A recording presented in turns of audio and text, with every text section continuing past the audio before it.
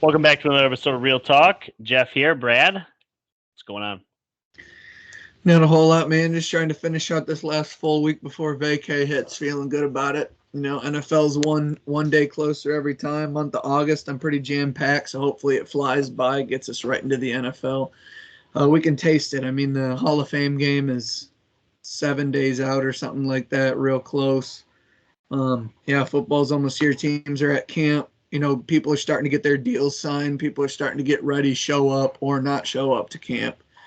And today we have one of the funnest divisions in all of football. Yeah, I'm pretty excited about this division. I'm excited about this time of the year. Like you said, Hall of Fame game would be next Thursday, August 3rd. If you're listening to this Wednesday night, it's 8 days. If you're listening to this on the first day of recording, it's 1 week away. So, yeah, I mean, lots to be excited for. I myself, I'm taking the next couple of days off work. Tomorrow we're heading up to the Tigers game in Detroit. We're going to watch Ohtani and Trout play up there. Actually, I think Trout might be out for the game, which kind of sucks. But hoping to see Ohtani play against the Tigers, and then we're going to have a concert later that night too. So a couple of fun things. And then I'll actually see you this weekend, watch some UFC, maybe play some poker. But yeah, this division, though, we saved it for last. That was kind of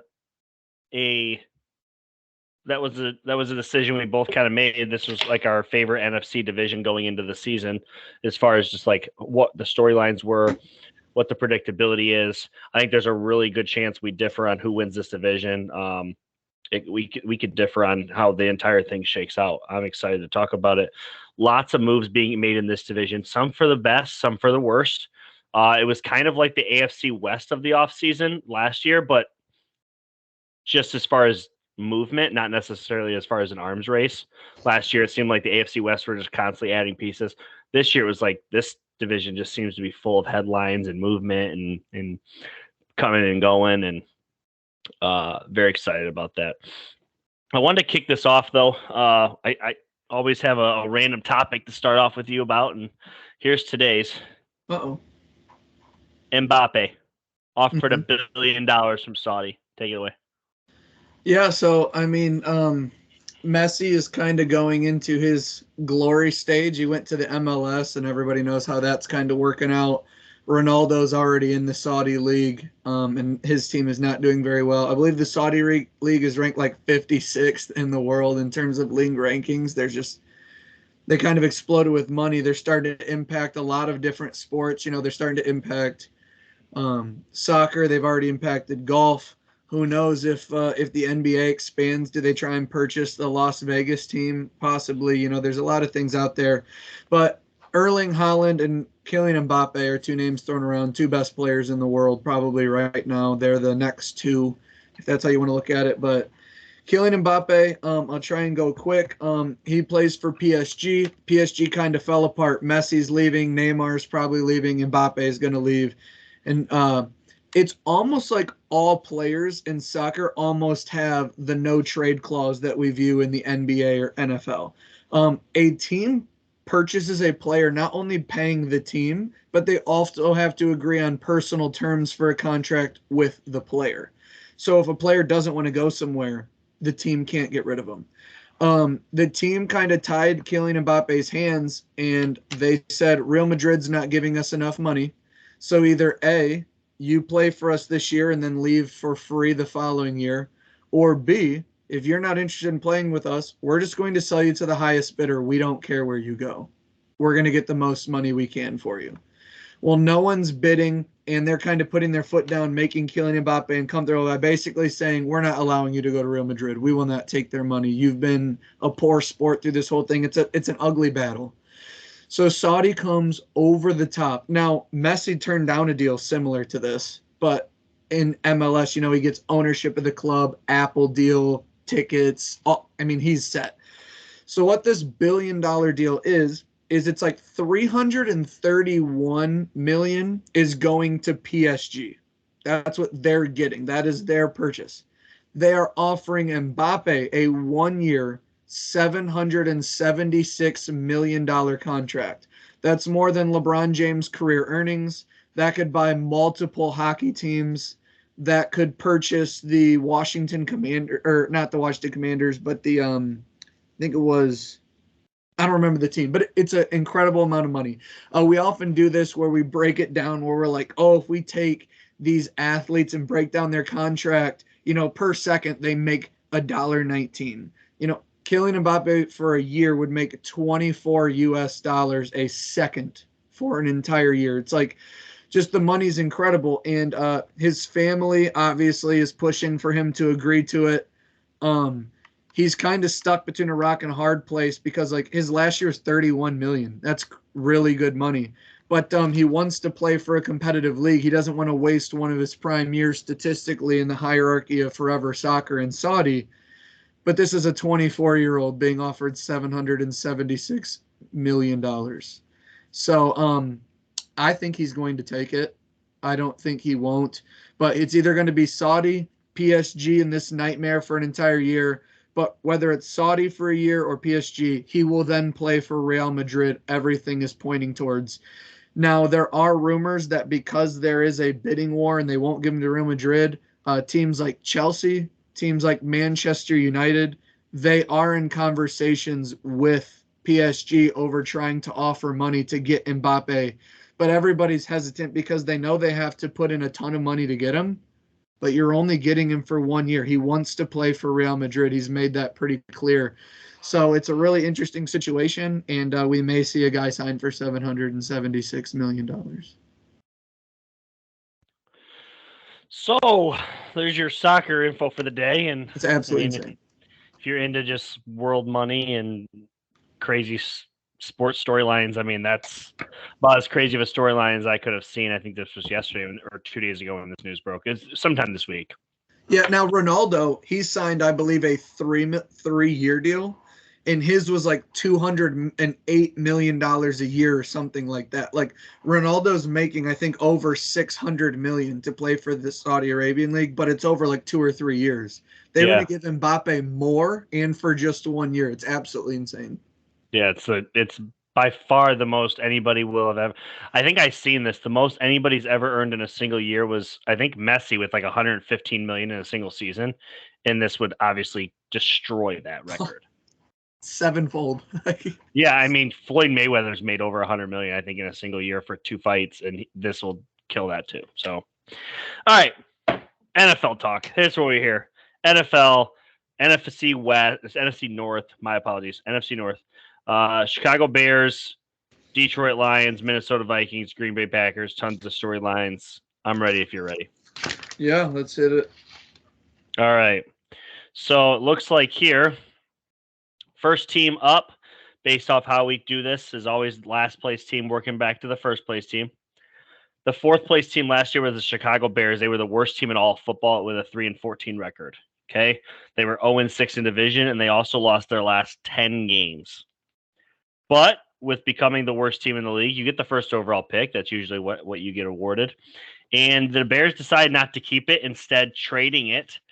And when they traded it to the Panthers, they got a very good wide receiver, DJ Moore, the 9th overall pick of that same year. So they moved back 8 spots. They also got a second rounder.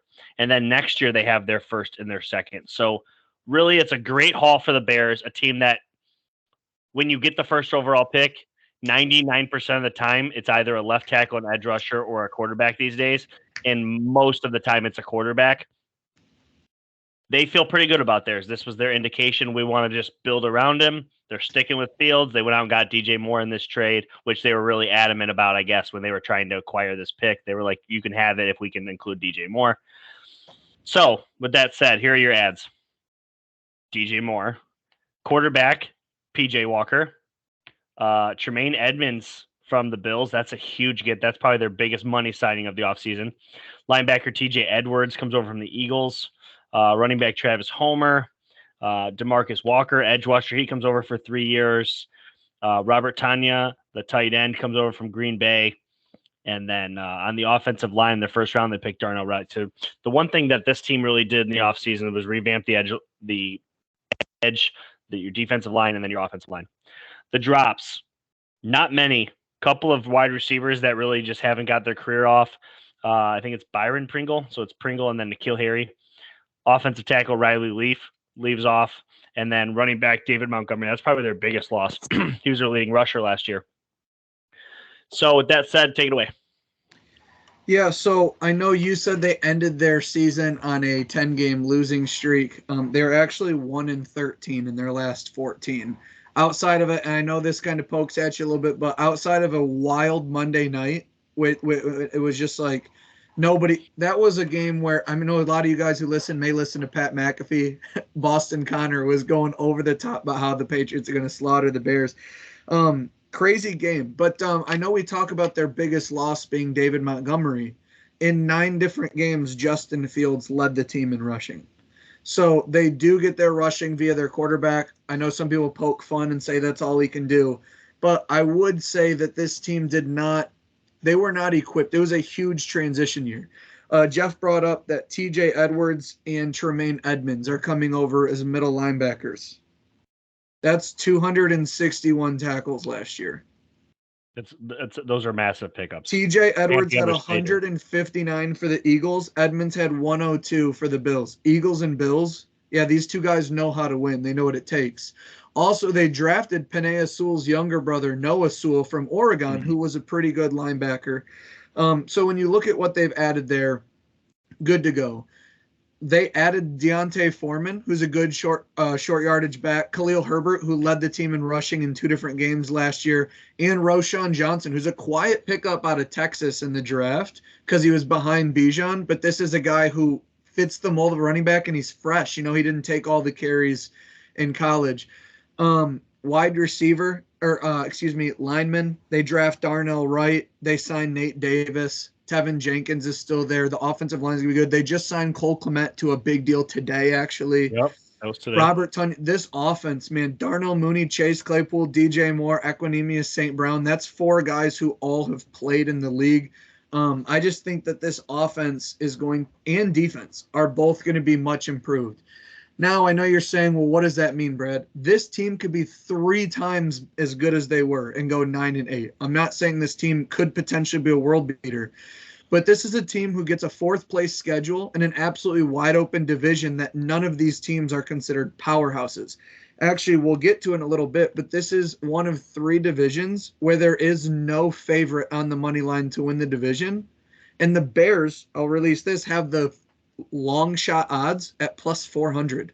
That tells you right there Vegas has no idea what to do with this division. So I just think that Justin Fields, in my opinion, not a shabby backup at all, and PJ Walker. I feel like he's a guy who's kind of been ripped of a starting spot somewhere with the way he's performed in the XFL and then in the NFL. So the Bears are a team that I think me and you like a lot. The problem is I don't see much acquisition on the back end of their defense. They drafted a corner, but they were 31st in the league against the pass last year. Maybe their 2 middle linebackers help that over the middle, and maybe they get more pressure. They were 18th against the pass, but they were 31st against the rush, So I'm sorry about that. 18th against the pass, so middle of the road. You know what? Let me change my tune here. We could live with that. 31st against the rush. They've absolutely, I read my notes wrong there. They absolutely hit on what they needed to hit on. All the middle linebackers through the draft and acquisitions. They signed 3 veteran D tackles to put on the line. I think they needed to clear out some of the vets that didn't want to be there. So these departures that they've had, the edge rusher, Roquan Smith, Floyd, I think his name was, the edge guy.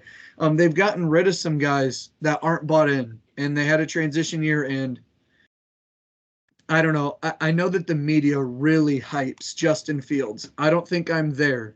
But a lot of people I talk to at, when I'm watching sports or I'm at the bar, just think Justin Fields is so bad. And I just don't understand that. I'm somewhere in the middle. I think he's a good quarterback. I know the record's 5-20. But if you go watch NFL Top 100, which is voted by the peers, Tua's 82 and Fields is 86. That means the NFL saying offenses look different, but what's the difference? And I know a lot of you guys talk good about Tua, me included. So the guys in the NFL are saying Justin Fields is a guy, and I know maybe they appreciate athleticism over your traditional quarterback, but that's kind of in part what today's NFL quarterback is becoming. And I've seen Justin Fields hit a ton of beautiful deep balls at Ohio State, and now with DJ Moore, Darnell Mooney getting some more space, tight ends that he likes, the running ability that might not be his first option but is a dangerous one. watch out for the Chicago Bears. This is a team that stocks are up on the Chicago Bears. For what it's worth, he was also voted ahead of Trevor Lawrence. Yeah, that is wild, but he was. It's true. Trevor Lawrence like 91. Yeah, a lot of people beat up on the Bears when Roquan Smith asked for a trade because they wouldn't pay him. And it's like your best player and you won't pay him.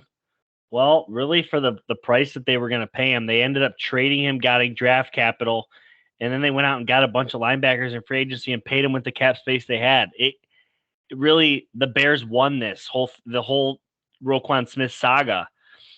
I mean, the Bears, it is very arguable that they had the absolute best offseason they could have possibly had. I don't think you could tweak their offseason and be like, well, I would have done this.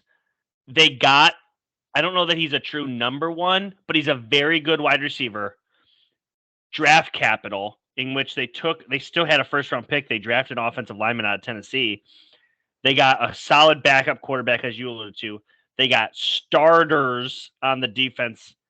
They got players on the offense. They feel pretty good about the wide receivers they already had. They already traded for Claypool halfway through last season.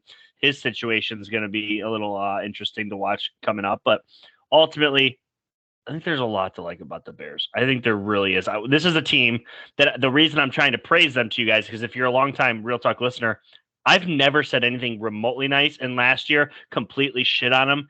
And I don't know if I picked them to be the worst team, but they were one of my 2 or 3 worst teams I had projected. So I need to give them their flowers. And I've also noted that the first ever future in betting that I've ever hit on the NFL, and granted you had to drive up to Michigan to place bets last year, so I didn't do many. But the Chicago Bears allowed the number one most amount of points in the NFL last year. Nobody was scored on more than the Chicago Bears. I think that's going to change. Eddie Jackson, a veteran safety. Jaquan Brisker out of Penn State was a star defensive player for them. But I just don't think we can talk enough about the addition of TJ Edwards and Tremaine Edmonds in the middle of that defense. Those are 2 guys who by themselves can own the middle of a field. I'm very excited to watch that combo go to work. And 3 veterans and a rookie that they drafted on the defensive line. 2 potential number 1 tight ends. I mean, Robert Tonyan got hurt. He comes back as the number 2. The amount of formations and different things they can do. I'm excited for the Bears. Now, again, that they could triple their win total and just be 9-8. So, but this team is totally different than they were last year. Justin Fields comes in healthy after getting the crap beat out of him. I don't know. I like you said, I like this Bears team. Yeah. I don't have a ton more to add. I'm ready to talk some schedule if you are. Yeah, we can get right into it. We'll start with their first game. They are at this is going to be one we talk about a couple times here, but week 1, they host the Green Bay Packers and Jordan Love. Excited to talk about the Packers here in a second. Mm-hmm. But Bears at home, completely revamped team in the best possible of ways. Spoiler, Packers are rebuilt, maybe not in the best possible way. I like Bears at home. I'm going to give this one to the Packers. Next week is at Tampa, week 2. Yeah, Tampa's going to be interesting because, I mean, we've talked about them already. They were already in a breakdown. I don't remember who I selected this game, but Bears are improved. I like the Bears here. Yeah, I've kind of shifted my tune. I've just been listening more, reading more on all teams in the NFL, trying to get as much in my head as I can before the season. At Tampa, I don't think it's a good spot. I think the Bears could start 2-0. I'm going to have them starting 0-2. Week 3, they're at the Kansas City Chiefs. Back-to-back road game. Yeah, it's pretty easy loss to chalk up to Kansas City here. It's going to be hard to... I'm excited to talk about Kansas City, but I still take them as a win here. Okay, so you have them at 2-1? Yeah. I have them at 0-3. So for me, it's like the wheels could start to fall off. But then they host Denver. Interesting spot for me. It's a must win already early in the season at 0-3. I like them to beat Denver and Chicago.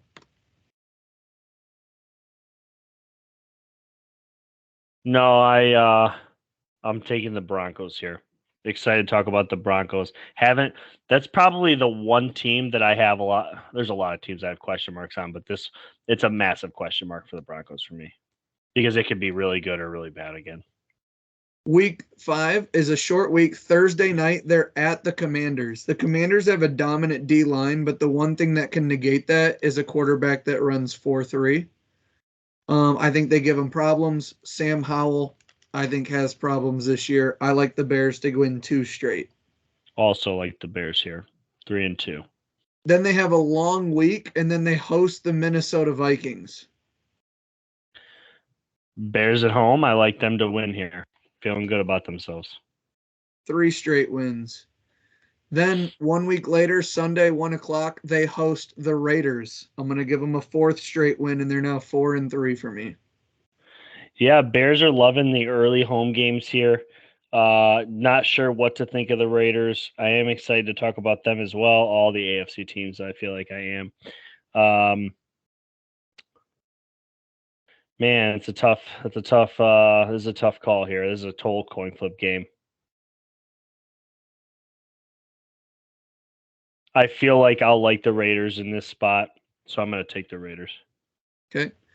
They then have back-to-back away spot or road trip again at Chargers, at Saints. 2 very tough games. 2 very tough games. Loss here. Yeah, I think I am as well. Yeah, I have them now at 4-5. Thursday, it's a Thursday night game. They host the Panthers. I'm going to give them a win. I feel the win as well. They're gonna look at the Panthers, realize they traded with them. DJ Moore's gonna have himself a day. I like the Bears. Another back-to-back road spot. They then go to the Lions and then to the Vikings. The Vikings is Monday night, 8:15 though. But two divisional games on the road back-to-back. Detroit, Minnesota. Loss for me. This is a spot where they feel this season can completely turn with at least 1 win. I have them going 1-1. Okay. They then get the late week 13 bye week. And I will say this, their last 5 games are all winnable. They come out of the bye week and host Detroit. So I have them winning one of the 2 between Detroit and Minnesota. I didn't specify who, but that should be important because I think they're going to split with Detroit this year. I'm gonna give them a loss to Detroit because I'm going to Sunday, assume December 10th in Chicago, a dome team going to Chicago off the bye. Could be some cold weather. Yeah, but here's the thing. Ultimately, I'm giving them a split with Chicago and Minnesota, so I'm okay with the loss. I'm going to give them a win here against Minnesota. So week 14, home against Detroit, cold weather. I like Detroit. I'm going to give them a loss. Then they go week 15, December 17th. They host the Lions, then they go to the Cleveland Browns.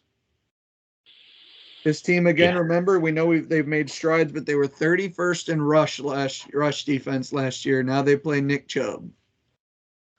Yeah, I don't know what to think of the Browns, man. I'm not ready to bury them like everybody else. I don't think they're winning the Super Bowl. Browns are a tough place to play. This feels like a loss. Yeah, I got it as a loss too. The edge rushers for the Browns are scary. Then they have back-to-back home games, December 24th and 31st. Cardinals, Falcons. Beating the Cardinals. I agree.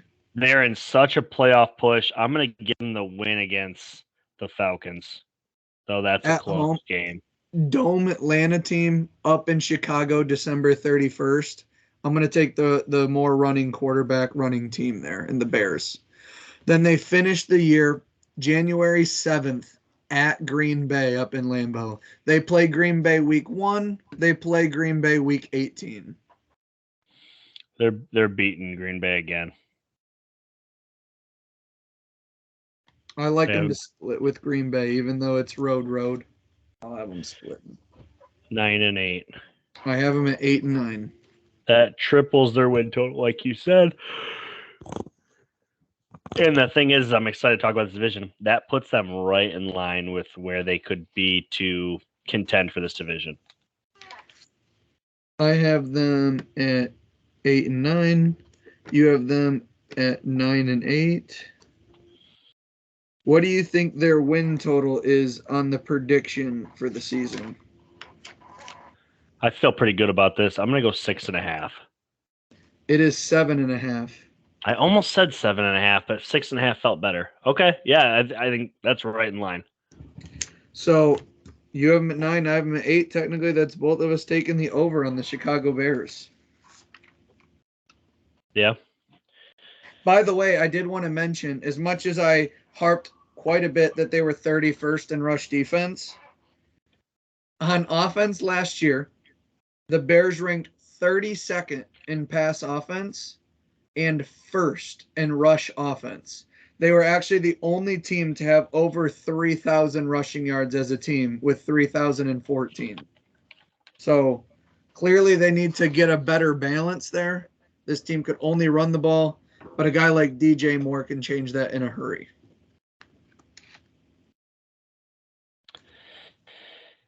Third place team, Packers. You ready? I am ready. So the Green Bay Packers last year went 8-9, 3-3 in division. Week 18 was basically a playoff game for them. It was a win and you're in, and they lose at home to the Lions. Makes them miss the playoffs. In the offseason, they extended Jordan Love. The reason for that we will talk about in a second. I'm gonna give the losses first because this is a very interesting team. They lose a ton of production, talent, longtime Packers, lots of things here. Tight end Mercedes Lewis, kicker Mason Crosby, the longtime kicker for them. Tight end Robert Tonyan to the Bears. We just talked about him. Wide receiver Randall Cobb, mostly a Packer, been around the league a little bit. Wide receiver Alan Lazard, Aaron Rodgers' favorite target these last year and a half since he lost Devontae Adams. And then, of course, the biggest loss, their quarterback, their franchise quarterback, Super Bowl winner, multiple-time MVP, back-to-back very recently, Aaron Rodgers. The reason I gave you the losses first is I just don't know that there's a ton of notable ads. I have listed here a bunch of guys, and I'm not trying to insult the intelligence of the podcasters, but I truly believe if I don't know a ton of these people, that I just assume a lot of people aren't going to know a lot of these people. There's a ton of guys on one-year deals. Low long-term deals really signed. The one they did is safety Jonathan Owens. Their draft class, though, had 13 picks. 8 of them came in 5th round or later. Not a ton of quality guys that you're going to know based off watching mock drafts and top-tier college football. Brad, if you want to elaborate on any ads or losses there, I wasn't trying to be rude to the Packers, but there's just nothing that stood out. Yeah, so they have their 2 corners, Jair Alexander and Rasul Douglas, but they did add a veteran, Charvarius Moore. That's really the only guy I think people might know. But in terms of the key additions, they added defensive end Lucas Van Ness from Iowa in the draft. Robert Tonyan was hurt. Mercedes Lewis is like 49, I think, years old. So they draft Luke Musgrave, and as you can remember, there was like 7 tight ends that were like good enough to go in the first 3 rounds. They lose Alan Lazard, but they draft Jaden Reed, I believe out of Michigan State, I think is where he came from. And they still have Christian Wilkins. They lose some D ends. They draft Colby Wooden. They lost Aaron Rodgers, but as you all know, they've had Jordan Love on the roster for 4 years, and they traded up in the first round to get him. Say what you want about agreeing with that decision, but they had a guy in place. So it seems like even though the names aren't names that you would maybe know, every area that they lost somebody, they tried to replace at that position. We talk about the fact that Adrian Amos, their safety, left, but Jonathan Owens, like you said, they brought in, and they still have Darnell Savage. So they still have a lot of the same pieces that they had. It's just going to be a new look team.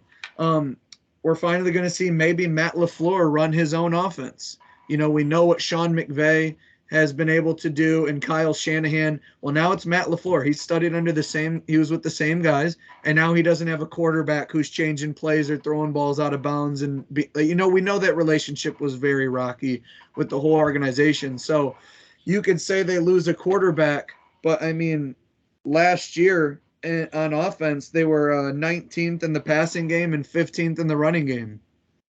So, I mean, you're telling me if Jordan Love is middle of the road, this offense stays at what it was. So it's like Aaron Rodgers last year wasn't the guy he was the previous 2 years, and he may be that on the Jets. He may be better. But last year, there was just this whole kind of temper tantrum feeling about the entire season. So as much as Packers fans may be like, man, Aaron Rodgers is gone, but like, hey, let's go. You know, it's a fresh slate, and this team can maybe go. I'm excited to see what the Green Bay Packers could do. Dan Orlovsky had a quote, and he said, if Jordan Love is average, this team will be fighting for the playoffs. And if he plays like a first-round pick should, they're a playoff team. Their defense was 6th against the pass, 26th against the run. So I don't know really what they did to help their run defense, except hope their players play better. But it's tough to pass on this team, and we know that's what the Vikings and Lions try to do well. So they're kind of built to stop some of the teams in their division. But in the NFC being so wide open, again, all 4 of these teams are in playoff contention. And when you talk about Romeo Doubs, who came on late last year, Jaden Reed, the draft pick, Christian Watson, who exploded towards the end of the year, Luke Musgrave, it's just a young offense. It's just a really, really young offense with a veteran defense. I think this team is built a lot like the Steelers in terms of you got to hope that the young quarterback can become something. The one thing we haven't talked about, though, is they still have Aaron Jones and A.J. Dillon. And Aaron Jones is a receiver and a running back. Dillon is a short yard back. You know, the easiest thing for a quarterback to do is turn around and give it to that guy in the gut. So I think this team's offense has some really interesting things. Their offensive line is fully healthy. John Runyon, Elton Jenkins, David Bakhtiari. Like, this team has a good old line. They have guys who can produce, some young guys, and a quarterback who I'm excited to see what he can do. Yeah, I don't necessarily disagree with anything you really said. This team is going to be obviously a very good run team. I think that's straight from the get. That's going to be the identity of the team. Would you agree? They're going to run the football. Okay. The second thing is massive question mark at quarterback, only because, and I'm going to kind of steal from Colin Cowherd a little bit. You know, we heard about Patrick Mahomes before he even hit the field. Like, there was just like, we can't wait till this kid's out there. There's highlight films of practice. All these like young and up and coming quarterbacks kind of like have this aura about them. Jordan Love's never had that. And maybe that's because he was sitting behind not only a Hall of Fame level quarterback, a Super Bowl winning quarterback, but while he's been on the roster, Aaron Rodgers not one, but 2 MVPs in a row. So of course it's hard to get some traction. Just like Jimmy G was hard to get traction behind Brady. It's like, this dude's still winning Super Bowls while you're on the roster. It's going to be hard for you to get your shadow. But at the same time, it's like, I feel like there would be something. We've seen him in short periods through injuries and preseason, and he hasn't necessarily been a world beater. I mean, I've brought this up a few times as far as like knowing if you have the guy. Justin Herbert found out that he was going to start against Patrick Mahomes and the Chiefs about 30 seconds before kickoff and was an absolute beast. So it's just like, what are you getting here? We're not really sure about Jordan Love. He is on the smaller side. I think there's some things to like, but at the same time, this Packer team just they feel very below average. That's just how they feel. I'm interested to go through their schedule, how I actually view them, and I'm honestly wondering what their over-under is. You told me, you kind of spoiled this, that you said that the Bears was the lowest as far as betting odds, and that feels wild to me because I don't think this team's as good as the Bears. I think with the camaraderie, with the weapons, with the defense, Jordan Love played in one real game. Or he small sample size, but last season he threw 21 passes, completed 14 of them, 82 or 113 QBR, 1 touchdown, no picks. It's a very small sample size. It's enough for it to just be one game. There's just too much unknown but again, with there being unknown, I don't really like to be a fence sitter. I'm going to come out and be wrong or right. I think Jordan Love's going to be good. I think he's going to be average to good. I don't think he's going to be a world beater, but I think this is a guy who can throw twice as many touchdowns as he does interceptions. 24 touchdowns, 12 picks. I was going to go average. 25-10 is about where I was going to go. I think they're going to run so much that I don't think he's going to have to throw too many picks. We can just get to the schedule here. I think we're going to beat a dead horse if we keep talking about this team. Let's get into it. Week 1 at Chicago, I gave that as a win in the previous breakdown. And a loss for me. Okay. Then they go straight on a back-to-back roader. They go down to Atlanta to play Desmond Ridder and the Atlanta Falcons. I was high in Atlanta. I actually have them starting pretty hot in the season. I'm going to stick with that. I like Atlanta. I'm giving the Packers 0-2 start. Back-to-back road spot, I'll give them a loss. They then come home, and they host the New Orleans Saints. Yeah, I remember predicting this game. I don't remember who I picked, but this is an interesting spot for the Packers who, like you just said, this is their home opener. They're going to embrace Jordan Love because that's kind of what they're going to be forced to do at this point. Saints are in a tough spot, even though at this point they're going to know what their offense is. I also think this is a game where that tremendous, I think, secondary of the Green Bay Packers, who were 6th last year in passing, with the crowd rowdy behind Love, the home opener. I think this is a spot where maybe Derek Carr has a little bit of a setback. If he has a good first 2 games, this could be a multi-pick game. This could be an offensive struggle. This is going to be a low-scoring game here Sunday at 1:00, I think. But I think the running game and the defense of the Packers edges this out. I like them to win their second game. 0-3. Okay. They then have a short week. Thursday, they host the Detroit Lions on Thursday Night Football.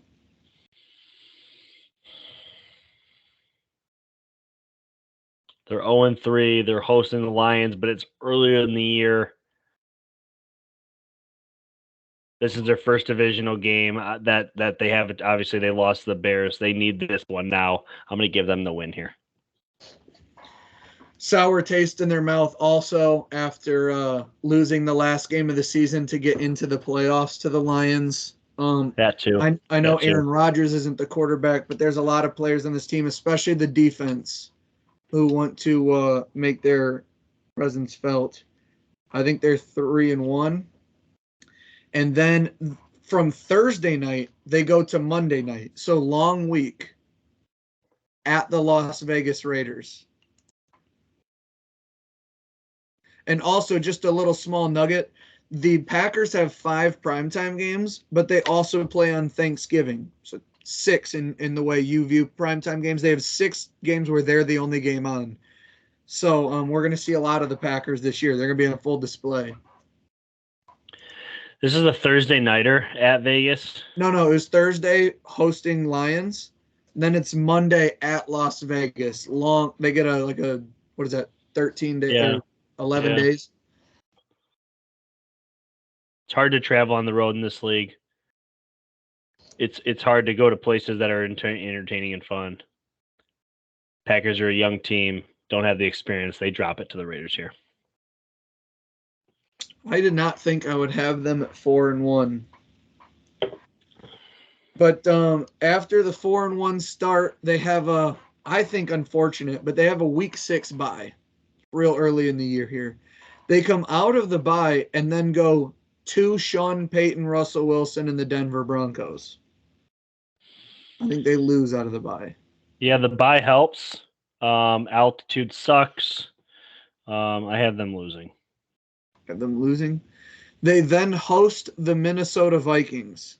I like them to win here. Man, hosting the Vikings. They're going to need this game, but at the same time, they're 1-5. Vikings offense is very good. I like the Vikings here, 1-6. This is a bad spot for the Packers. Then they host the Rams. You guys know I'm not big on the Rams. I like the Packers to win here too. Yeah, I do like the Packers in this game, hosting them. I think I picked the Rams in this game with Stafford going back to Lambeau, had some success there. I go back and forth on the Rams. They're, honest to God, they're one of the hardest teams to predict. No, I'm going to stick with what I predicted. I gave it to the Rams. I'm going to give it to the Rams. 1-7. So I have them at 6-2. What do you have them at? 1-7. Okay, so I think it gets pretty ugly here. They got a 4-game stretch here. Sunday at the Pittsburgh Steelers. I think that's a loss. I agree. Then they host the Los Angeles Chargers. I think that's a loss. This is a sneaky upset game. This is a sneaky upset game. The Packers can't have 0 wins. I'm going to give them a win here. Whether it's against the Chargers or not, I just feel they'd have 2 wins already. Then it's Thanksgiving at Detroit. I have it as a loss. Yeah. I had them beating Detroit. There's no way they're sweeping Detroit. Detroit is going to be a very good team. Excited to talk about them here in a second. At home in this spot, this feels like Detroit all day. Also, this is one of 3 straight primetime games. So they have Thanksgiving at Detroit. Then they get a long week, but they play Sunday night and they host the Kansas City Chiefs. Again, this is Jordan Love's only start like a year ago or something like that. But I have it as a 4th straight loss here hosting the Kansas City Chiefs. Call me crazy.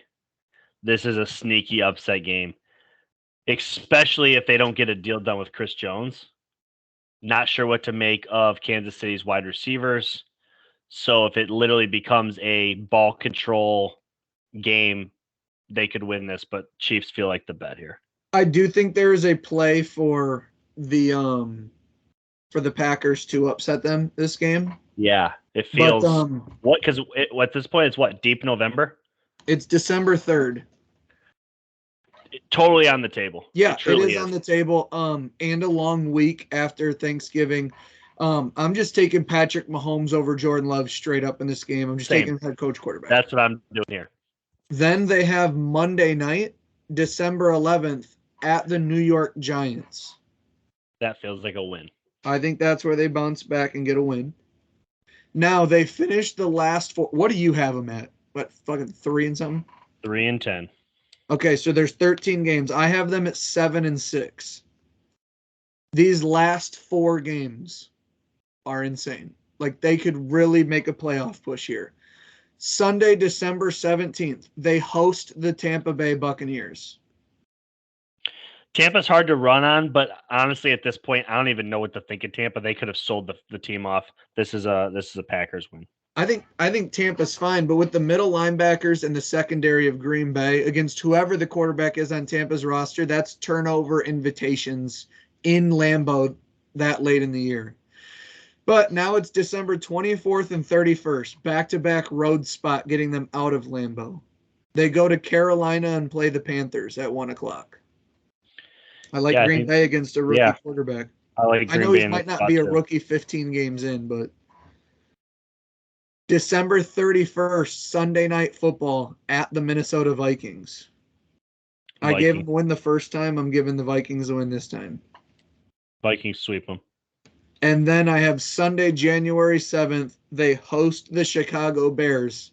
Bears are probably maybe fighting for a playoff spot here or just trying to keep Packers out in mind. I like the Packers to win at home versus the Bears. Yeah, I have them going 5-12. I have them losing that last game.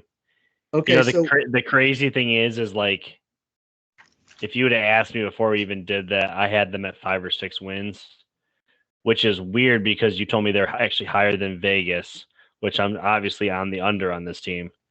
The 3 teams in the division are better. I have them winning one of their divisional games, and that's against Detroit in an early, kind of in a must-win situation. I don't love how a lot of their games are just, they feel like I have to make an argument for them to win rather than just being better. Yeah, most of our breakdowns, our win losses have been within 2 or 3, if not the same win total. And crazy enough, we have the wins separated by 5. I have the Green Bay Packers at 10-7. If you'd asked me before the pod, I would have said 7-10 or 8-9. When I saw the Bears at 8-9, I was like, these guys are gonna have the same record. I just think, I know quarterback play changes, but compared to how Rodgers played just last year, the commotion between the offense and the offensive coordinator, head coach, and him, I just think this team's going to run a lot smoother week to week. I think their running backs are good. Their wide receivers are young but promising. First round quarterback, let's see. But that defense, I know I've always valued Green Bay's defense a little bit higher than you have. Even Jair Alexander, I think he's overrated, being like a 95 on Madden. But I've always thought that he was really good. And yeah, I'm gonna go 10-7. Their odds to win the division, by the way, I said the Bears are plus 400, the Packers were plus 340. So not a ton better, but again, still better. What do you think this over under is for the Packers? Based off of the odds, I'm gonna guess it's 8.5. It's actually the same as the Bears, 7.5. Okay. I wanted to guess that, but it didn't feel right based off the betting. But yeah, that feels right. 7.5. I feel like I'm on the low side, obviously. I feel like that means I have to bet the Packers over if I got them 2 whole wins over their win total. Like, the way I view this team, I think they could have a losing record at 8-9 and still hit their over. I think that's very doable for the Packers. They only have 2 back-to-back road spots, and it's right at the start of the year and all the way at the end. So they get a lot of home games mixed in. Yeah, I'm not even trying to jump on the fence that Jordan Love's an absolute bum. I just don't think this team has the pieces to basically beat a lot of teams in the National Football League. They have to have a lot of things go right. All right. Well, Green Bay Packers fans, I'm sure you didn't like what Jeff had to say. You're maybe hopeful on what I had to say, and you're probably right there in the middle somewhere. So, but yeah, that's interesting. 5-12 for the Packers. You know, some teams got to be bad. You got the Packers being bad. Some teams got to be bad. Yeah. Detroit Lions. The Detroit Football Lions. Where do you think this team ranks for all of our division breakdowns as far as our hype coming in on this team, as far as like just how many times have we talked about us being excited to talk about the Lions? Yeah. They're top 3. Yeah, Detroit, I mean, from getting the new coach, Matt Campbell, to being better than they were supposed to be last year, to being in the shootouts and scoring games, to being on HBO Hard Knocks, to being 45 minutes north of where we live, and we know a lot of Lions fans, in the weaker NFC where there's tons of room for teams to make runs, the amount of acquisitions, departures, trades, pickups that this team's done. I mean, just got to be excited to talk about the Lions, and it's exciting to talk about a team that way that you haven't in a long time. Like, you know, it's just it's exciting to see new teams do well, and they just got their quarterback, their head coach, is just guys you kind of like. Who roots against those guys? You know what I mean? Like, it's just, they're a fun team. Yeah, the thing is like, I grew up in Michigan and I root for all the Detroit teams except for the Lions because I'm a Patriot fan. And it's been one of those things in my life where it's like, there have been times where I kind of like, I wish I was a Lions fan in a way, because like I just would obviously represent all of Detroit. But at the same token, like, I'm okay that I'm not, and I've never really had any sort of real attachment to them. Not even as like a quote unquote second team, as a lot of people have. I'd argue I was closer to the Buccaneers the last 3 years than my entire life I've ever been to the Lions at all. So it's just like, I just don't have that love. So I think a lot of my comments about them, in the sense of like me not believing in them or thinking they're like this Super Bowl contender can come off as some hate. But truthfully, and I mean this when I say this, if Detroit were in a position to win the Super Bowl, I would be a fanboy because, like, I love the city of Detroit. I grew up in Michigan. I relate with a lot of that. And I just know what it would mean to that city. They love their Lions. They truly are a great fan base. They've been harbored by a horrendous owner for years and years and years. So let's take it away. Detroit Lions, record of 9-8 last year, 5-1 in the division, and they won 2 of their last 2 games to end the season on a 2-game win streak. What would be considered essentially a big moment in their season, the last week of the year, they went in with a playoff chance. Unfortunately, earlier in the day, the Seahawks won their game and locked themselves into the playoffs, which allowed Green Bay to win and get in, but Detroit was out. Green Bay won, got in. Or I'm sorry, Green Bay lost to the Lions. It was kind of like the Lions' like last-ditch effort, like to end their season on a high note, and it eliminated Green Bay. They come in this season with a ton of hype by both Lions fans and outsiders. The one cliff note I want to put in here before I get to the ads, wide receiver Jameson Williams, after coming into the NFL with an ACL injury, doesn't play a lot last year. He's not going to play a lot this year either. I have him down for an 8-game suspension. Is this correct? Do you have 6.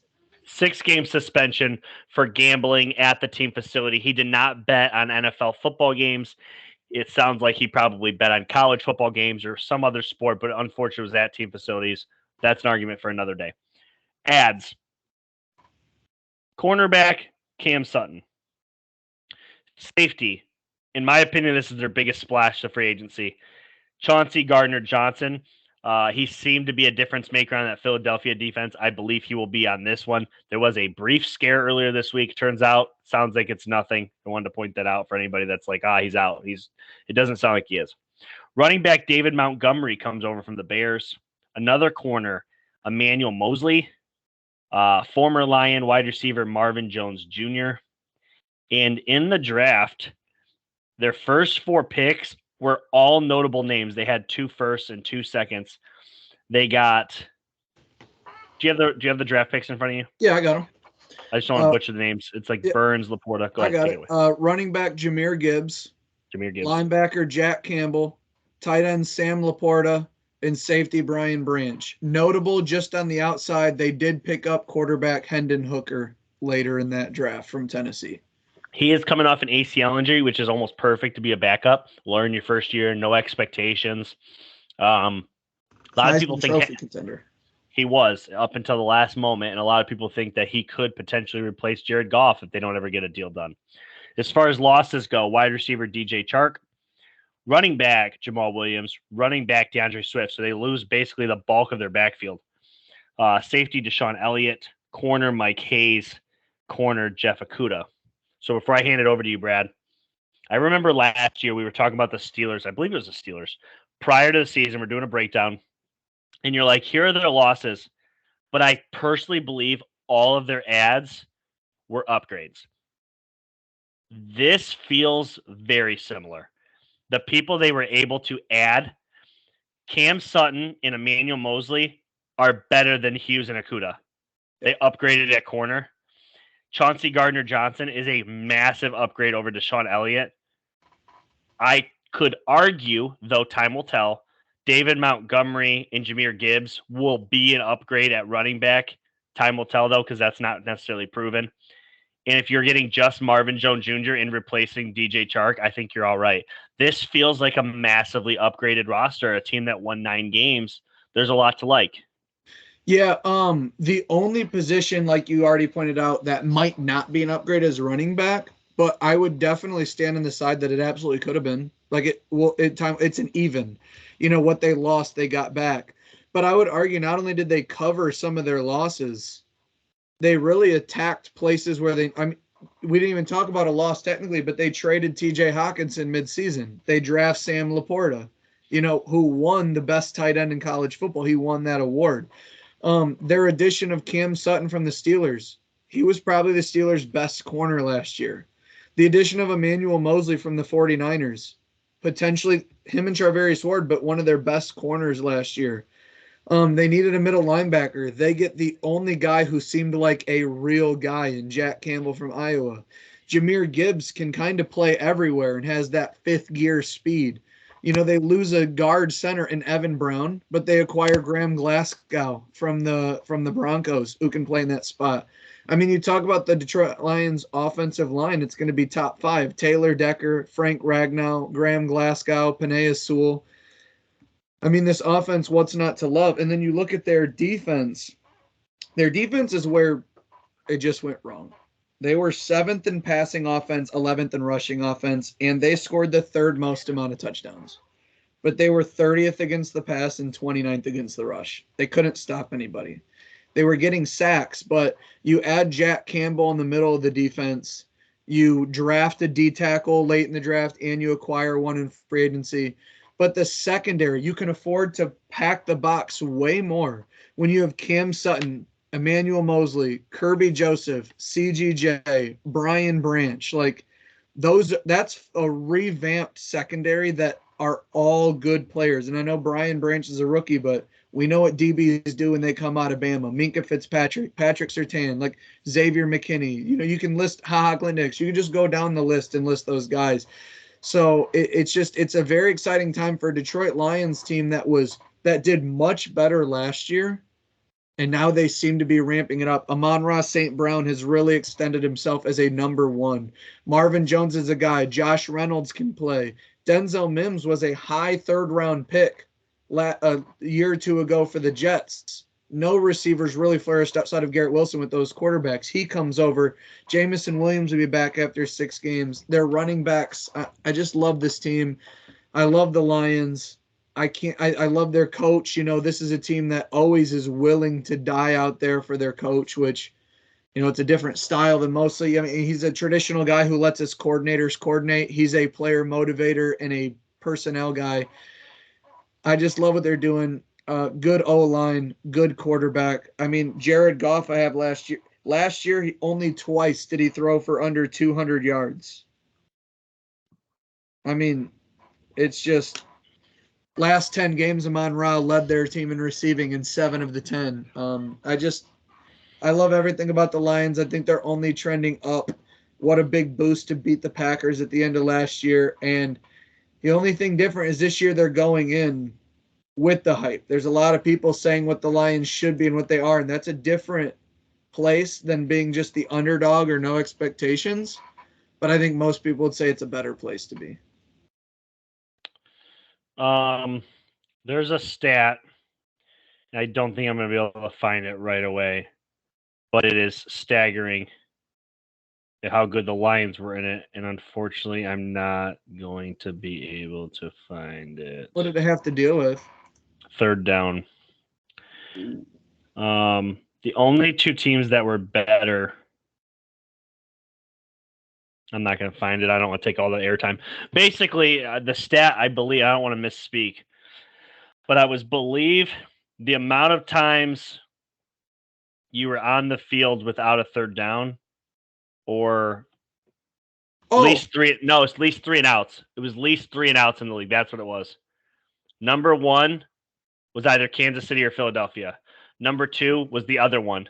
And then number 3 was Detroit. So literally the 2 Super Bowls, and then it was the Lions. I have another stat too. I know exactly the number of the Lions, but it said number of drives that did not end in a touchdown or field goal attempt. Second was the Chiefs at like 70-something, low 70s. The Lions were in first with 66. It was like 7 farthest in best.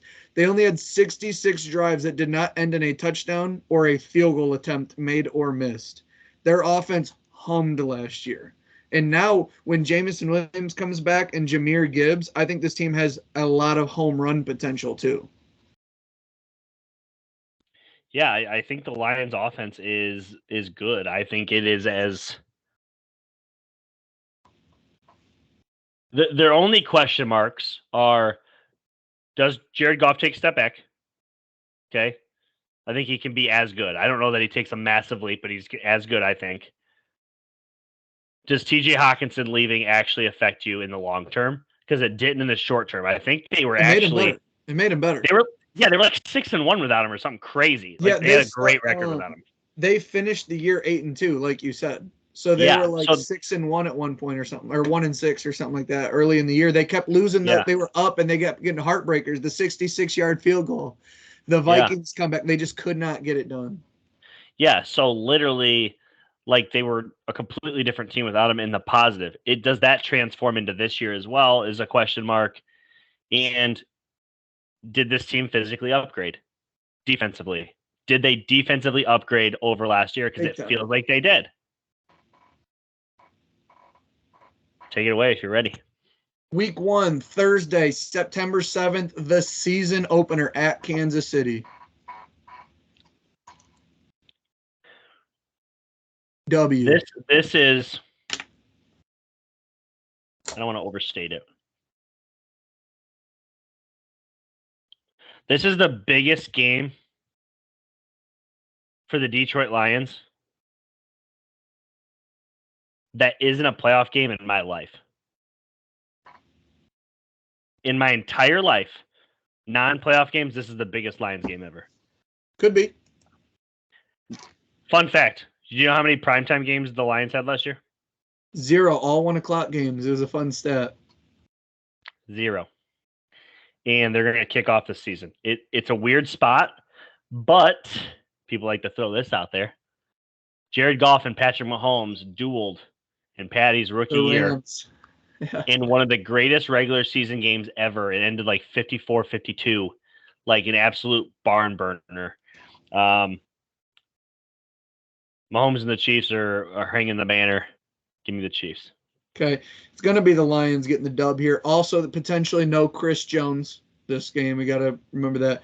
But I did want to bring this up. I was thinking about saving it for the Chiefs, but it makes a good point for when you said the Packers could upset them with their defense.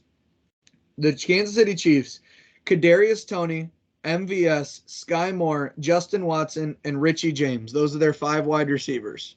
Kadarius Toney just had knee surgery too, so they think he'll be good, but NFL experience total for those receivers, 17 seasons if you combine them all. Seasons with 60-plus receptions, 0. Seasons with 700-plus yards, 0. Seasons with 7 or more receiving touchdowns, 0. And Travis Kelce turns 34 in October. Just remember that, like, Patrick Mahomes, like, if he does throw for, like, 5,000 yards and 40 touchdowns, like, clear MVP. But there's a lot of outside of Travis Kelce, there's the most unknown that they've ever had. So I just think the Lions coming out here, give me the Lions, man. I like the Lions here. It's a big upset. I can't wait to watch this game. Andy Reid in week one games in his career is like 90-something%. It's basically Andy Reid after a bye, which is also like 90-something%. Yeah. This feels like a no-brainer with the best quarterback in the world. I'm taking the Chiefs. Not a bad pick, guys. Going Lions, though. Week 2, they host the Seattle Seahawks. This was one of the games of the year last year. Shout out Kyle Miller, friend of the pod. He was at this game. Yeah. I really like the Seahawks. I do too. I think the Seahawks match up great with them. Matter of fact, the more and more I've thought about the Seahawks, I think I undersold them in the breakdown. I like the Seahawks here. I just think this is 2 teams that had a banger that both improved their defenses a little bit, and I think both these teams are going to. It's the same thing. I think it's another banger. Honestly, I do too. It's another banger. I like the Lions at home though. See where this is going. Week 3. No, I'm not having them go 0-17. No. I was talking about me. I have them 2-0. You have 0-2. But week 3, back-to-back home game. The Falcons come to town. I don't remember who I gave this one to, but this does feel like a Lions victory. I don't think the Falcons are as good as the Lions. I think so too. Week 4, Thursday night at Green Bay. I gave this as a loss earlier. I'm going to keep it that way. I gave it as a Green Bay win. I will keep it that way. They are 1-3. Okay. I have them 3-1. After Green Bay, they have a long week, and then they host the Carolina Panthers. Way better than the Panthers. Yeah. October 15th, they go down to Tampa. Beating Tampa. I think they're 3 better. and 3. Back-to-back road spot. They then go from Tampa to Baltimore. That's a loss. Yeah, I like Baltimore a lot. Can't wait to talk about Baltimore. They then have a little bit of a long week where Monday night they host the Las Vegas Raiders on ESPN and beat the dog shit out of them. Interesting. Feels like a win. I wouldn't say it's a beatdown. Oh, By the way, there is one thing I want to point out. We already started talking about the schedule. The Lions beat Green Bay in Week 18, the 17th game of the season, to take second place. That cost them a couple of games here. Because rather than playing a third-place schedule, they're playing a second-place schedule. Well, yeah, it meant that that they play the Ravens instead of the Steelers, I believe. It's a difference. I think the Ravens today are a hair better than the Steelers. Okay. I do too. I'm just I'm trying to figure out which games those were that it meant. They don't play the whole NFC East, but instead of the Giants, they get the Cowboys. That's a big one. Yeah. We'll just keep talking about their schedule, but I just wanted to point it out just because the other one's Seattle. They get Seattle instead of the Rams. Like all three of those. I would have rather have the Rams. You've already given it 2 losses to where if it was Rams or Steelers, you may have given them wins. So yes, to your point. Yes. They then have a bye week, week 9, right in the middle of the schedule, right in the meat of it. They come out of the bye week and they play at the Los Angeles Chargers for another game that may have a lot of points. I like them out of the bye. I like the Chargers there. Okay. They then host the Chicago Bears. I believe I had them sweeping the Bears, but I'm going to give them a win at home for sure. I have them splitting with the Bears, so for at home, I'm going to give them the win here. Okay. Then Thursday night, or not night, but Thursday, Thanksgiving, 12:30, they host the Packers. We had them splitting, so this is their win against the Packers. Yep. They then have a 2-game road trip. They're at the Saints and then at the Bears. At the Saints is a great game. Love that game. Tough environment. I'm going to give it to the Lions. And I have them splitting with the Bears, so I have them going 1-1 there. Giving it to the I'm going to have them lose to the Saints but beat the Bears. So we're both going 1-1. What's your record right now? I am 7-6. Okay. Where are you? I don't remember if I made a tally because I only tally wins, but right now I have them at 9 wins. I have them losing to Green Bay. I have them losing to Baltimore and the Saints. So I should be at 9-3. So I'm missing one. I'll fix it at the end You're good. They then their last 4 games, tough games. December 17th, they host the Denver Broncos. I like the Broncos.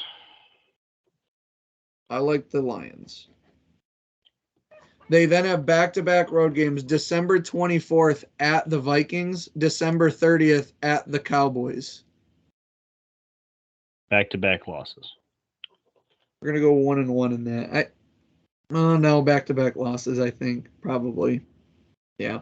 And then they finish the season hosting the Vikings where I think they win. So I have... Yeah, I have them splitting with the Vikings, so I have them at 8-9.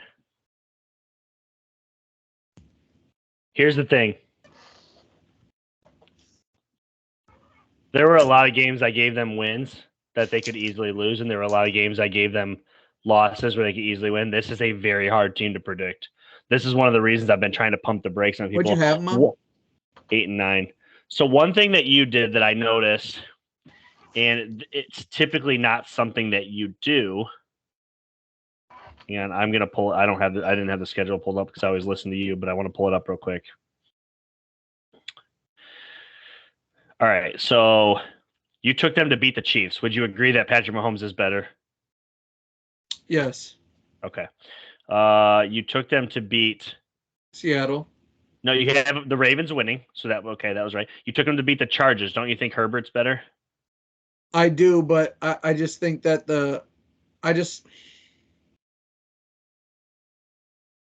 off the bye week, I think, is a big advantage. That's And fair. well, That's fair. also, I saw a stat that the Chargers in the last 3 years have set a franchise record for most points scored in a 3-year stretch.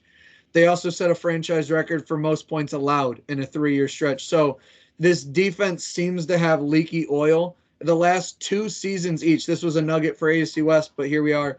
The Chargers the last 2 years have allowed the most yards per rush in the NFL, with David Montgomery, Jahmyr Gibbs, and what I think the Lions to have a top 5 definitively offensive line. Joey Bosa can't stay healthy. I just think that this team will be able to run. They'll be refreshed. They'll be able to pass. I like the Lions off the bye, but I would take Herbert over Goff. Yeah. Yeah. You gave the Saints the win. I think I didn't, I did. but I do agree. I do think Card's better than him. Russell Wilson.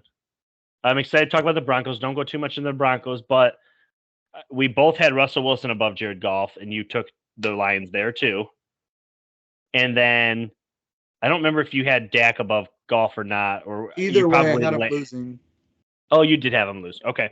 Yeah. It's just like that was just an interesting nugget I took from you. I'm like, man, he's got a lot of these top tier quarterbacks losing to the Lions. So the 2 quarterbacks are the Chargers, but it's off a bye, and Denver, but it's at home.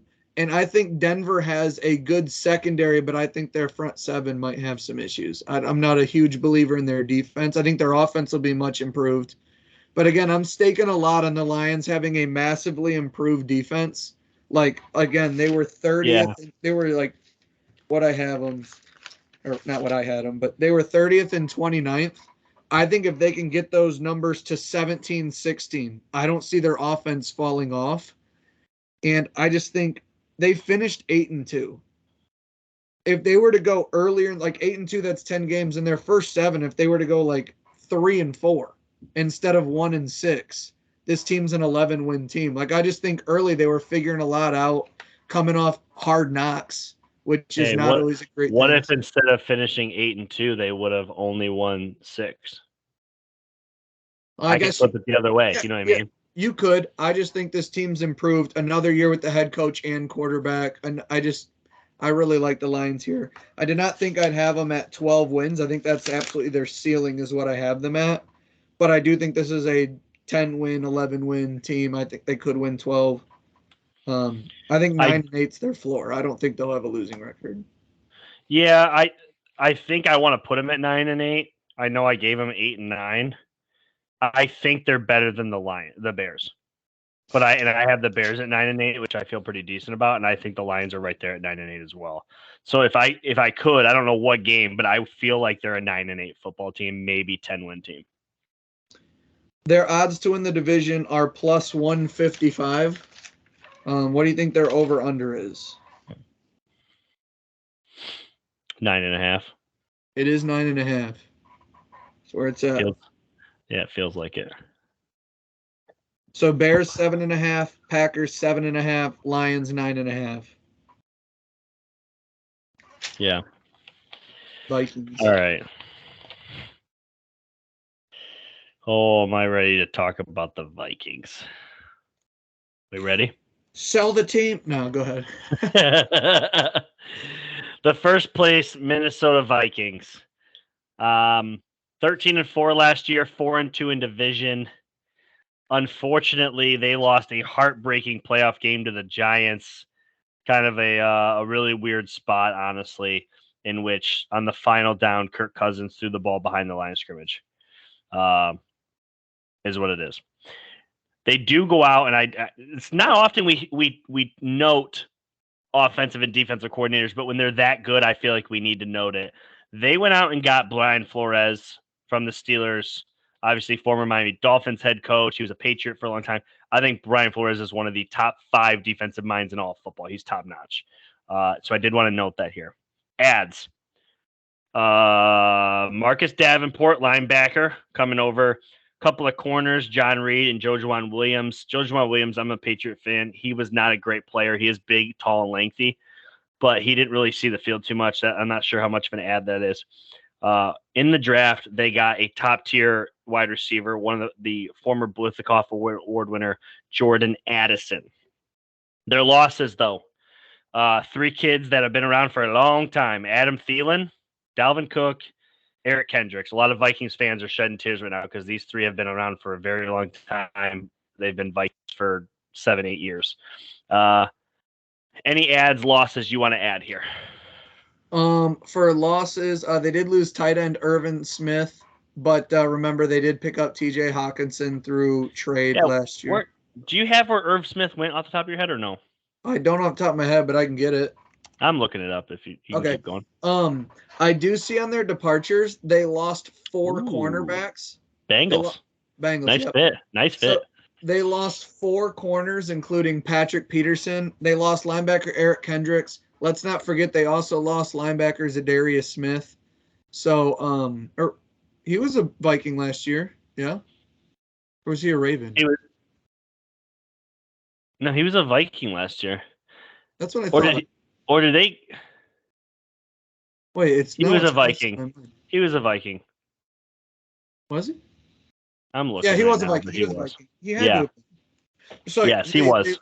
They lose Zadarius Smith as well. He had 10 sacks too. They lose a great edge rusher, middle linebacker, and corner. So I understand that they have they added Byron Murphy though at corner, who is one of the top slot corners in the game. Him and Mike Hilton and Maddox from the Eagles are the first 3 that come to my mind.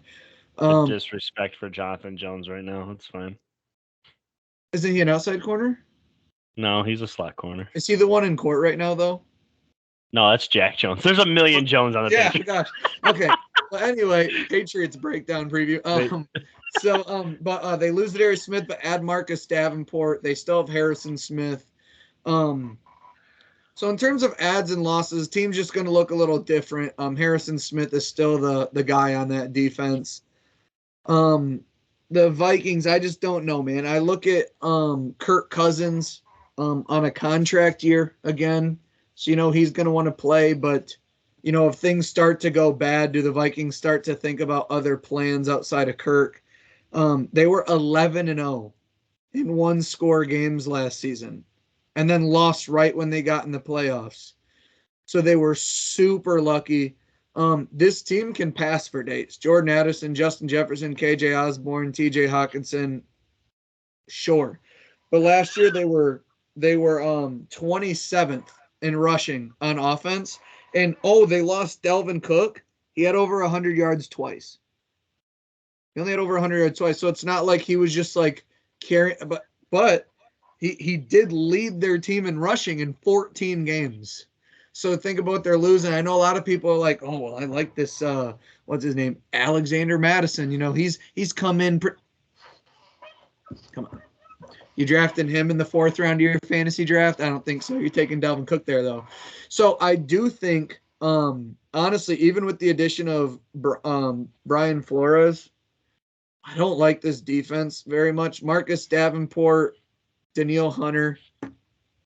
I just think this team's going to allow a lot of points. I don't think they're going to be lucky as they were in 1-score games, but I think this team is just going to have fantasy lineups all over the place. Kirk Cousins, Justin Jefferson, Addison, Osborne, Hawkinson, whenever you take them, all of them will be good. This will be a team that you'll want to see in primetime. This is a team you're going to want to have on that second TV because it's going to be shootouts. But if there was a team off the top of my head that I think is potentially going to regress the most amount of wins, I think the Vikings is in this category for me. I don't think you can win games, I think, on a great passing game, but I don't think they do anything else well. They don't run the ball well. They don't defend the run well. They don't defend the pass well. In defense, they were 20th against the rush and 31st against the pass. They lost Patrick Peterson, who, if you remember, he sealed the game on a pick against the Bills in overtime. Or, he did all this. There's a reason why the Steelers went out and picked up a guy like that. Harrison Smith, he does good things, but, he's a big hitter. He's not like a 100% coverage guy, and he's getting older. So I just think this team is an A+ at passing game. But they're like C across the board everywhere else, and everyone – Kevin O'Connell, first time head coach / coordinator, and they won those 1-score games. But if that 11-0 in 1-score games goes to a realistic 6-5, maybe even 7-4, this team's not a playoff team. Like, they need all that to go right. I don't think it does again. And there's a lot of teams in the NFC. You think of like the Falcons or the Lions or the Bears in their division even that we think are all improving. The Cowboys, the 49ers, the Eagles, the Rams, the Seahawks, these teams all still exist. Sorry if I missed the Saints, we think are going to be better. So I just think in the NFC that, is the weaker conference, but on the rise. I think the Vikings are one team where you can look at and say, man, I think they missed their window with Kirk Cousins. I don't know if this team is going to be in play for, Drake or Caleb Williams. I'm not saying they're going to be that bad, but, there's a few teams that Jeff just had at like 8-9 or 9-8, and that's where I potentially see this Vikings team.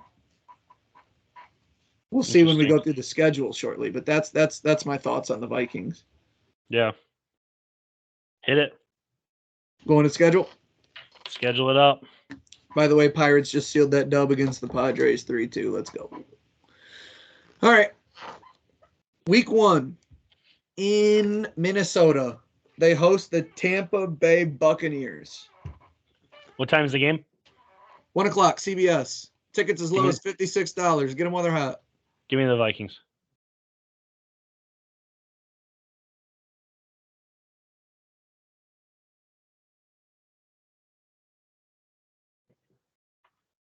I don't know, man. You're kidding me.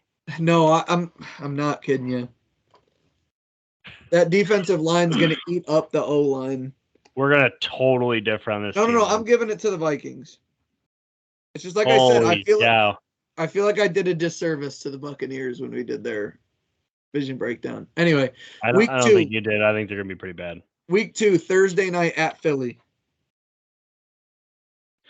Yeah, Thursday night or last year at Philly did not go well. The Vikings are going to want to redeem themselves. Unfortunately, it's not a great spot. I still like Philly at this spot. They're 1-1.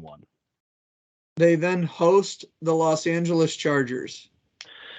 Yeah, this is going to sound really weird because these teams are very similar. They're going to like to throw the ball. They don't have a ton to offer on defense. The running games are almost pass heavy because of how much they throw it. Fun game to watch. Can't wait. What time's the game? 1 o'clock Fox. You already told me the winner. Give me the Vikings. Give me the Vikings. Week 4 at the Carolina Panthers. Give me the Vikings. I like the Vikings there too. Week 5, they host the Kansas City Chiefs. 4:25 CBS. Tough spot. I like that. I do like the Vikings here, though. Vikings, huh? Yeah, I like the Vikings in that spot.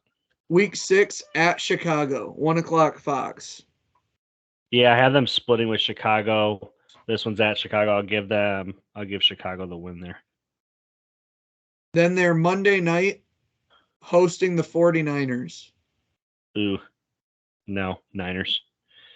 They follow at 49ers, a physical defense that can beat you up. By the way, the Vikings were sacked 47 times for Kirk Cousins. If you watch the quarterback on Netflix, Kirk Cousins was fighting rib injuries all year. They face a tough tough San Francisco defense on Monday night. Short week, they go to Lambeau at 1 o'clock. I'm going to have them lose at Lambeau week 8 as well. So here's where things get funny. I didn't give the Packers the win there. But it's interesting seeing this side. There's a wild stat out there. The Niners last year. Teams were like 1-17 or something. Their opponents were something like 1-16, 2-15. After they played the Niners, they lost again. We can talk about the defense beating them up. That offense likes to run over your mouth too. Kittle, Juszczyk, Debo, CMC. Teams basically took the extra day to recover and it lost practice time out of it. I actually like the Packers, so I'm switching. I'm going to come over here. I'm going to give the Packers their 6th win. Okay. Instead, that feels more of a Packers win after we just talked about this. So I will give the Packers the win there. I have the Vikings at 4-4. Okay. They then, after at Packers, back-to-back road spot, go all the way down to Atlanta. Oh, boy. Back-to-back road spot. I like Atlanta. I think I have the Vikings dropping 3 in a row here. Do I not? You have 3 in a row. Well, did you have them losing at the Bears? Yeah. Yeah, so you have them losing Bears, 49ers, Green Bay. 1,000% beating the Falcons then. See, I have it as a 5-game skid. I have it Chiefs at Bears, 49ers at Green Bay, at Atlanta. Back-to-back road spot. Sorry about it. They host the New Orleans Saints. I'll give them a win there. What time is the game? 1 o'clock Fox. Yeah, I like Kirk. Then it is 8:20 Sunday night at the Denver Broncos. PS2 versus Justin Jefferson on Sunday night. Give me that. Love it. I'll take the Broncos, though. They follow that up by hosting Chicago, but Monday night, 8:15.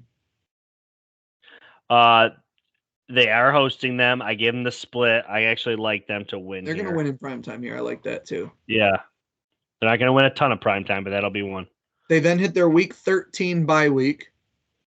It's perfect for them. They come out of it and play at Las Vegas. They're going to beat Vegas after that bye. They're going to really need this because they're damn near just over 500. Back-to-back road spot. They then go to the Bengals. Time to be determined. If they're a playoff contender, could be flexed to primetime, I'm assuming. Yeah, I like the Bengals in the next spot. Then December 24th, they host the Detroit Lions. Loss. Is this the first time they've played them? Yeah, they go Lions, Packers, Lions to finish the season. Okay, I'm going to give... Where's the first one at? They host Detroit. 1 o'clock. I'm going to give them the win there. I will too. Then they host Green Bay Sunday night, 8:20. They got to beat Green Bay after losing to them. They're now 10-6. I like Green Bay. And then they're at Detroit. I have them losing to at Detroit as well. I have them losing a must-win for Detroit, and that gets them to 10-7. I have the Bears at 9-8. I have the Packers at 6-11, and the Lions at... I basically said I wanted them at 9-8. So that's one of the reasons I'm not as high on the Lions. People are getting crazy. I really like the Vikings, especially with Addison over Thielen now. They're going to pass it on a lot of people. And Hawkinson in a full year. Your division, you have Vikings 10-7. Yep. Bears 9-8 in second. Lions 8-9 in third. But Packers, I want to now make it 9-8. So you have Packers and Lions both at 9-8? Yes. No. I have the Bears and Lions at 9-8. And I moved the Lions or the Packers up to 6 wins. Okay. So I need to change the Lions and mine for you to 9-8. Yes, Lions should be 9-8. Bears should be 9-8. Vikings should be 10-7, and then the Packers, I gave them that extra win there at 6-11. So mine in order has Lions 11-6, Packers 10-7, Bears 8-9, Vikings 7-10. You're being hard on the Vikings. I am being hard on the Vikings. I think you're being too hard. I might be. Here's the thing. They won 13 games last year. You think they're regressing 6? Yeah. Man, you're being tough. I am being tough. I don't know, Brad. You think right now you think the Packers are better than the Vikings? I do.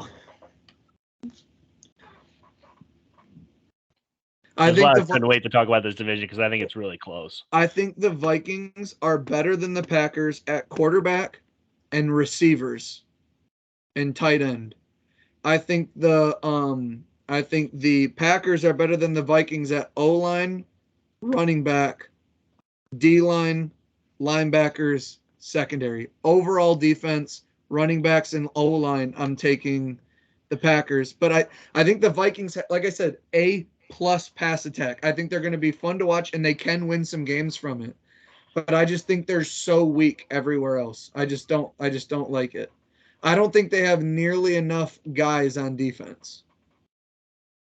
I think they're going to allow too many points. And again, I just think they regress. I mean, they were 13-4. Maybe they're still going to win 9 or 10 games, but I don't like how the last 3 seasons Kirk Cousins has been in the top 3 most sacked, like almost each year. He's wearing those big rib protectors, and I don't know. They're Justin Jefferson tweaked ankle away from being a 6-win team. Yeah. They're a Justin Jefferson's tweaked, like sprained ankle or knee injury away from being a 6-win team. Now, they do have Justin Jefferson, and he's respected as the best receiver in the league. I just don't trust him.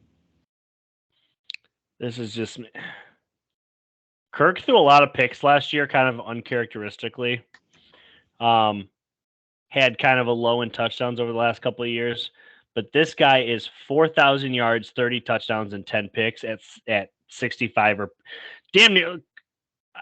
I'd say almost 70% because that's almost his career average is just about 67. He's a walking bucket, as a lot of people would like to call it in basketball. He's just going to get you the stats, man. And if the game's at 1:00, he's going to win a lot of those. I like him at 10 wins. I'm looking at their schedule and like, so their wins last year, they beat Green Bay, then they beat Detroit by 4 in a close game. They beat New Orleans when they didn't have a quarterback. They beat Chicago, who were the number 1 pick last year. Then they went and beat Miami with no Tua. Then they played the Cardinals. Then they played Washington. They beat Buffalo on that fumbled snap at the goal line. Justin Jefferson, 4th and 18, unreal. Then they get beat by 37 by Dallas. They squeak out a 7-point win on Thursday night hosting New England. Then they beat the Jets, who have no quarterback. Then they beat the Colts in overtime in the biggest comeback in NFL history. Then they beat the New York Jets, who are or Giants, but Giants got them back again in postseason. And then they lose to Green Bay, and then they beat, again, Chicago with the number 1 overall pick. I just think they got extremely lucky last year. 13-4 is not what this team is. I think they tremendously overachieved. I think this team, I don't know if I can say I believe they'll hit double-digit wins. I think they could be like 9-8. Maybe I'm being overly too hard. But you have them at 10-7. I think that's their ceiling. I think that's the best this team could do this year is 10-7. So that's funny. I think I have them at their floor 7-10, and I think you have them at their ceiling at 10-7. And funny enough, right in the middle, their over/under by Vegas is set at 8.5. By the way, the Vikings 8.5, and their odds are plus 260, meaning the Lions have the highest over/under, and they're the favorites at plus 155 to win the division. Vegas has the Vikings at 8.5. Yeah, so they have the Bears at 7.5 plus 400, Packers at 7.5 plus 340, the Vikings at 8.5 plus 260, I think it was. Yep, plus 260, and the Lions at 9.5 plus 155. So even Vegas has the Vikings taking a massive step back. They have the Vikings at 8.5 over/under. So they're saying this team could win 7 to 9 games is where they have them. Yeah. But again, so Facebook poll. You ready for these? Yeah, let me get to my page because I keep track of the Facebook poll. Okay. How many votes? 17 total votes, which is kind of nice. We only put in 2 hours ago. We kind of lacked on that. So I put it in right by after the way. I got off the phone with you. I think we were on speaker and I was putting it in. Yeah, that was clutch. So, who do you know who that number 1 is or no? I didn't look at. I don't have any idea what. Okay, with 0. I was gonna ask if every team got a vote, but with 0. Who do you think got 0? Bears. Packers. Hey, no. So the Bears got 0 too? 1. We got Bears fans. We got Bears fans in the real talk. Your dad. My dad? Your dad picked the Bears. Yeah, I'm not laughing at him, though, because I think the Bears could win the division. I'm laughing because I think it's funny that it was your dad after you said we got Bears fans. Bloody. With 7 Vikings. And I'm looking at the people that picked the Vikings. There's some educated people in here. Okay, some smart football fans. Then we have the Lions with. I did not vote. Okay, I didn't either. I never vote. I don't either. Good. The Lions 9, and I'm looking at these people, not so educated. All right. I'm just kidding if you're listening. Give it to me. Worst to best or best to worst. You tell me before you answer. Rank the division top to bottom. Head coach, quarterback. The worst one is the Packers. Interesting. That's the worst one. Third place, though I am interested to see if the head coach makes more of an impact on the team this year after winning just 3 games. I'm going to give it to the Bears. Because it's Eberflus, right? That's his name. Eberflus and Fields. Your last two are Yeah. Campbell, Goff, and O'Connell Cousins. Yeah, I like O'Connell. I think that while no head coach in this division is proven, I don't think any of them are proven. I'll take O'Connell and Cousins because of how good I think Kirk Cousins is. Jared Goff is a poor man's Kirk Cousins, in my opinion. That's not a diss. I think that's at Jared Goff's best. He's Kirk Cousins. I have Cousins and Campbell second. I have Goff and Campbell second. I'll take Cousins and O'Connell. I think O'Connell was great in his first year, and that's one of the reasons why losing the playoff game, he deserves to take a kick in the nuts in Vegas, but the 8.5 is disrespectful. Okay. So we did a little flip-flop twice. My number 1 is Campbell Goff. I think Goff will pass Kirk Cousins in the rankings after this year. I should have went back to my quarterback rankings because I like Goff. 2, O'Connell Cousins, but I believe they're the top 2. And then at 3, I have LaFleur and Love.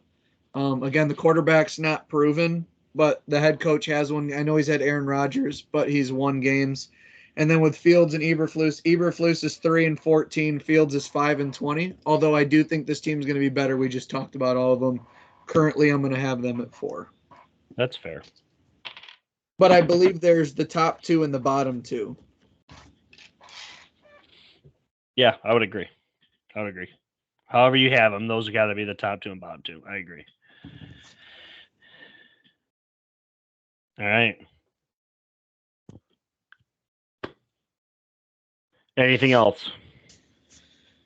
No, man. NFC North. Exciting times. There are a few people I know that listen to these that are Vikings fans, and I'd like to take this time to apologize that I don't have the team being very good. You should apologize. But some teams got to take a step back. Maybe I went too hard, but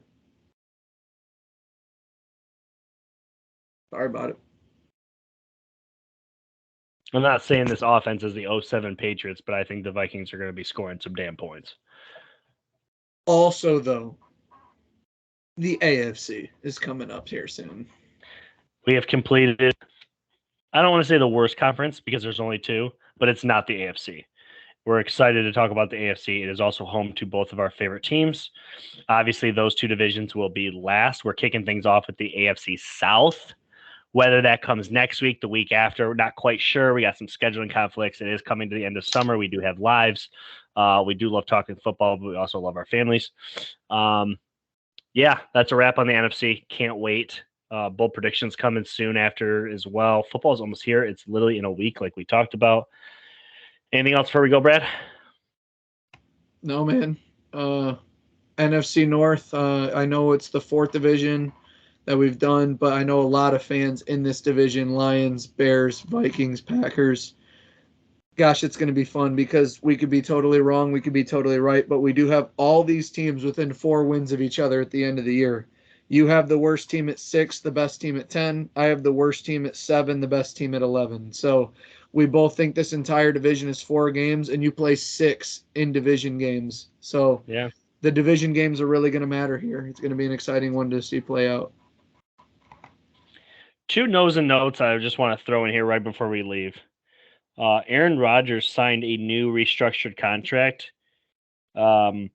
He had what is reported as nearly $110 million guaranteed on his old deal. That was ripped up, and he signed a 2-year, $75 million. So he takes a pay cut Big to one. play for a massive one to play When for the did he Jets. change that? When did he change what? That contract. When did he edit that?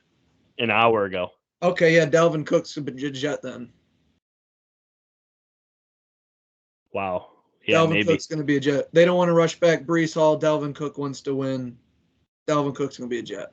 That's a nasty backfield, too, once he comes back. Dalvin Cook, Breece, And then, for those of you Big Ten fans or just football nerds, Purdue wide receiver Milton Wright, who is widely considered kind of a sleeper, was projected to maybe go in the supplemental draft. He did not. It's been a name that Scheffler and Rappaport have been talking about. He signs with the Chargers.